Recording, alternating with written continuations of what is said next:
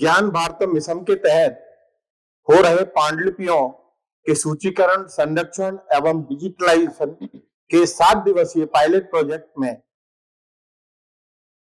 Project director की हैसियत से काम कर रही राजस्थान संस्कृत अकादमी की पूर्व अध्यक्ष डॉक्टर सरोज कोचर जी से हम आज पांडुलिपियों के संरक्षण के बारे में वार्ता करेंगे। डॉक्टर साहब नमस्कार। नमस्कार जी। जो ये प्रधानमंत्री मोदी जी का ज्ञान भारतम मिशन है, इसके तहत जो सब दिवसीय आपने जो चला रखा है प्रोजेक्ट, इसकी आप निदेशक हैं, तो इसमें आपने किस प्रारूप में काम प्रारंभ किया? हमें मोदी जी का जो ये मिशन रहा ज्ञान भारतम मिशन, तो हमारे सम्माननीय गजेंद्र जी शेखावत के मार्गदर्शन में हमने पांडुलिपि सूचीकरण, संरक्षण और डिजिटलाइजेशन का जो काम शुरू किया। हमने अपने जैनाचार्य परम श्रद्धेय पीयूष सागर सुरेश्वर जी महाराज साहब को ये बात बताई, क्योंकि उनको पांडुलिपियों पर काम करवाने का बहुत अधिक प्रेरणा रहती थी, क्योंकि वो कहते थे कि सांस्कृतिक धरोहर के साथ साथ ज्ञान की आत्मा पांडुलिपियां हैं। बिल्कुल। उसमें यदि कोई ऊपर कुछ लिखता भी है तो मूल से व्यक्ति दूर हो जाता है, इसलिए आप पांडुलिपियों पर काम करो। ठीक है। हमने उनके सामने बात रखी कि हम तो प्रोजेक्ट बनाकर भेजेंगे, तब कुछ कार्य कर सकेंगे।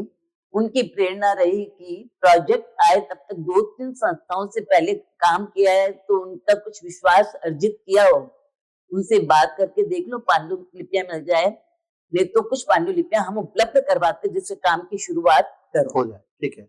उन्होंने हमें अजमेर बुलाया, हम अजमेर गए और अजमेर में उन्होंने लखनऊ के श्री पूज्य जी की गादी की पांडुलिपियां बिल्कुल जिनदत्त सूरी सेवा संघ को सुपुर्द की और आचार्य पीयूष सागर सूरी जी महाराज साहब के निर्देशन में पांडुलिपियां हमें प्राप्त हुई। हम जिनको जयपुर लेकर आए, ये काम उन्हीं पांडुलिपियों पर किया जा रहा है। मैं एक इसमें आपने चलो एक काम तो चालू किया है, आपने जो ये पायलट प्रोजेक्ट है, इसमें कितनी पांडुलिपियों पे आप शोध कर डिजिटलाइजेशन कर रहे हैं? 1750 पांडुलिपियां हैं। उन 1750 पांडुलिपियों में हमें 42,000 पृष्ठ प्राप्त हुए। अच्छा जी, है ना? और उसमें जैनेतर पांडुलिपियां हैं, काव्य भी है, महाकाव्य भी है, व्याकरण भी है, आगम भी है, कुछ पूर्ण है, कुछ अपूर्ण है और ऐतिहासिक पांडुलिपियां हैं। इसमें लिपियां कितनी है? लिपियां तो प्राकृत, संस्कृत और गुजराती है। अभी इन सब 1750 में और लिपियां नहीं है। और लिपियां नहीं है, पर आपको मुझे बताते बहुत प्रसन्नता हो रही है कि जैसे ही मुझे ज्ञान भारतम मिशन के तहत कार्य करने की मेरी इच्छा हुई, मैंने कहा पद नहीं, मेरा एक मिशन रहा था, तो मैंने पांडुलिपियों को तराशना शुरू किया जिन लोगों से मेरे संपर्क थे। आज केवल राजस्थान में 20 लाख पांडुलिपियां हमें उपलब्ध हो रही है, जिस पर हम शनि धीरे धीरे काम करेंगे। बिल्कुल। इसके अतिरिक्त राजस्थान के अलावा गुजरात है, महाराष्ट्र है, मध्य प्रदेश है, अर्थात देश विदेशों की पांडुलिपियां भी हमें उपलब्ध हो जाएगी और कुछ हुई है। अभी इसमें कितने राज्यों की पांडुलिपियां हैं पायलट प्रोजेक्ट में? पायलट प्रोजेक्ट में तो 2 ही राज्य में ना, लखनऊ उत्तर प्रदेश हो गया, उन्होंने हमें अजमेर में उपलब्ध करवाई। लेकिन हम जो पांडुलिपियों पर काम करेंगे, मैं अभी पायलट प्रोजेक्ट की पूछ रहा हूँ। अभी आप कितने स्टेट्स की पांडुलिपियां आपके पायलट प्रोजेक्ट में है? इसमें 4 स्टेट की है। इसमें हमारे पास साउथ की भी पांडुलिपि है, साउथ की चेन्नई की है, जो हमें काम कर। आपने जैसे बोला इसमें देश और विदेश की भी है, तो विदेश में किन देशों की है? विदेश में देखिए नेपाल है, श्रीलंका है, क्रोएशिया है और थाईलैंड है। इसकी पांडुलिपियां हमें उपलब्ध हुई है। नहीं, वो किस भाषा में है? क्रोएशिया की अपनी वहां की भाषा में है। तो उन पांडुलिपियों में आप संरक्षण और डिजिटलाइजेशन से कांटेक्ट किया है काम करने के लिए। अच्छा, उन पांडुलिपियों पे काम करने के लिए वहीं से आपने विशेषज्ञों से बात की है, क्योंकि हम भाषा पूरी समझते नहीं है ना। तो ऐसे ही जब आपने बहुत अच्छा प्रश्न किया है, हम जब गुजरात में पांडुलिपि का काम कर रहे थे, तो गुजरात में अहमदाबाद के पास पाटन जगह रही, बिल्कुल है, वहां भाषा की प्रॉब्लम आई, उन्होंने हमसे संपर्क किया। पर हमने क्या किया, पहले जब अकादमी में ये काम शुरू किया तब एक ट्रेनिंग दी, और उसके बाद भी अभी हमने ट्रेनिंग काम अपने स्तर पर किया, किसी संस्था से जुड़कर काम नहीं किया ट्रेनिंग का। मतलब जो आपके शोधार्थी हैं जो पांडुलिपियों पे भी काम कर रहे हैं, डिजिटलाइजेशन का, संरक्षण का, इनको आपने पहले ट्रेंड किया है, उसके बाद काम कर रहे हैं, क्योंकि लिपि नहीं पढ़ पाएंगे तो काम कैसे करेंगे। अभी जैसे भारतीय में गुजरात, महाराष्ट्र, उत्तर प्रदेश, मध्य प्रदेश, महाराष्ट्र, मध्य प्रदेश और उत्तर प्रदेश तो चलो हिंदी भाषी हैं, लेकिन महाराष्ट्र की अपनी लिपि है, गुजरात की अपनी लिपि है, वहां भी भाषा की प्रॉब्लम तो आती है। गुजरात की भाषा की प्रॉब्लम नहीं है। वहाँ के एक्सपर्ट हैं आपके पास? एक्सपर्ट हैं, और मैं खुद गुजराती पढ़ लेती। अच्छा, आप पढ़ लेते हैं? हाँ, ठीक है। और पहले तो मैं लिख भी लेती थी, अभी लिखने में थोड़ी दिक्कत आ रही है, पर यह है। फिर हम एक काम और कर रहे हैं, इन सबको आज आपको मैं एक चीज बताऊं, गुजरात में जो लोग पांडुलिपि पर कार्य करते हैं, उनको लिखने का तरीका सिखाया जा रहा है कलम से, और आपको वैसी मिलेगी ताड़पत्र पर लिखी हुई। अच्छा, वही जो पहले बांस की कलम, देसी कलम हुआ करती थी, वैसी कलम अभी मेरे पास आज यहाँ नहीं तो आपको दिखाती, क्योंकि बच्चों को जब ट्रेनिंग दी तो उनको एक एक डिस्ट्रीब्यूट करनी पड़ी ना मेरे को। अच्छा। मैं वहीं से लेकर आई थी, शाही भी वहीं से लाई थी। नहीं तो वो तो शाही नहीं होती थी, पहले तो खड़िया पानी में घोल के लिखते थे। नहीं, अभी शाही दी उन्होंने। अच्छा, शाही से कलम से लिखा है। कि आपको ये प्रेरणा किससे और कैसे मिली? पांडुलिपियों पे आप कितना काम कर रहे हो, आपने आप पे भी पूर्व अध्यक्ष, जब अध्यक्ष नहीं थी संस्कृत अकादमी की, तब भी आपने पांडुलिपियों पर काम किया जैसा आपने बताया, और आप अब भी इस मिशन के तहत पायलट प्रोजेक्ट कर रही हैं। पायलट प्रोजेक्ट अप्रूव हुआ तो आगे भी काम करेंगी। ये प्रेरणा आपको किससे मिली? देखिए कि जन्म मतलब बचपन में जो संस्कार मिल जाते हैं और वातावरण विशेष मिलता रहता है तो वे स्थायी होने लगते हैं। हमारे दादाजी जो कि एक स्वतंत्रता सेनानी रहे, पत्रकारिता के क्षेत्र में उनकी अहम भूमिका रही, घर पर बहुत साहित्य रखते थे, तो वो हमको पांडुलिपियां पढ़ने की प्रेरणा देते, जो कहीं प्रिंट हो जाते ग्रंथों में, उसको पढ़ो समझो, एक जिज्ञासा उत्पन्न करते थे हमारे अंदर। बाल सुलभ चेष्टाएं, बिल्कुल वो इच्छाएं पूरी होने लगी। तब उन्होंने देखा कि हमारा ये क्रम जारी रहे, तो उन्होंने मैं ग्रंथालय के सम्मान्य श्री अगस्त्य जी नाहटा के पास भेजना शुरू किया। और वो पांडुलिपियों में मतलब ये आपका बचपन से परिवार में वातावरण मिलता है। दादाजी से प्रारंभ हुआ और फिर मैंने ज्ञान सूर्योदय नाटक प्राप्त किया, पांडुलिपि का उसका संपादन भी किया था। ठीक है, भाषा पढ़ने के बाद, क्योंकि नहीं तो विस्मृत नहीं, इसलिए मैंने काम किया था उससे। आगे योग ऐसा हुआ, हाँ जी, अकादमी में मुझे नवाचार करना था, पहले पांडुलिपियों पर कार्य हुआ था, तो लगा कि नवाचार करने में अपन पांडुलिपियों पर काम करो।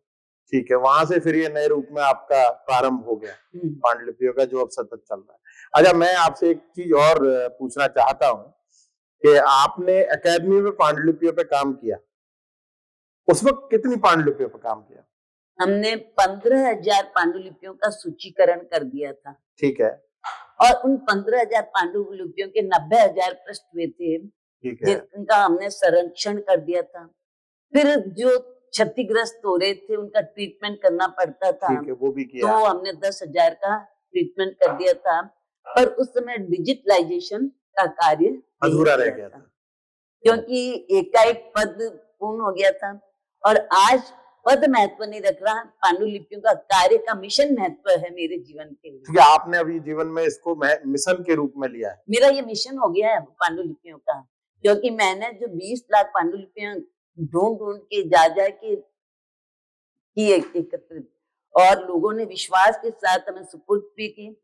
अब मैं एक काम अपन को और मिलकर करना पड़ेगा। घरों में जो पांडुलिपियां पढ़ी है, लोग उनके महत्व को तो समझते नहीं है। ठीक है, उनको भी हमें निकालना चाहिए।